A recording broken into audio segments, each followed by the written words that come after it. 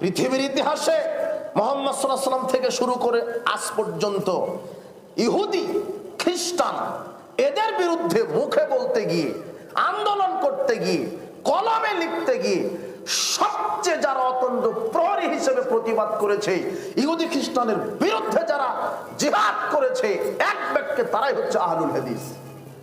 আপনার তো জানা না, আহলে হাদিসের বাচ্চারাই ইহুদিদের বিরুদ্ধাচরণ করে।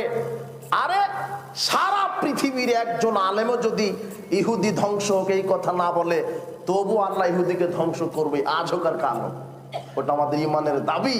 আল্লাহ কোরআনে বলেছে, দরিবাত আলাইহিমুদ দিল্লাতু আইনামা সুকিফু, ইহুদিরা লাঞ্ছিত হবে তারা যেখানেই থাক। দরিবাত আলাইহিমুদ দিল্লাতু ওয়াল মাসকানা, তারা দারিদ্রতা নিয়ে ফিরেছে, তারা অবহেলিত হয়ে ফিরেছে, তারা আজ হোক আর কাল হোক ধ্বংস হবেই। ইহুদি জাতি ধ্বংস হবেই।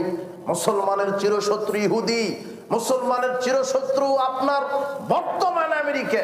আপনি খামোখাই জাতিসংঘে আপনার অধিকারের দাবি করেন, আপনি মুরগিটা শিয়ালের কাছে দিচ্ছেন কেন?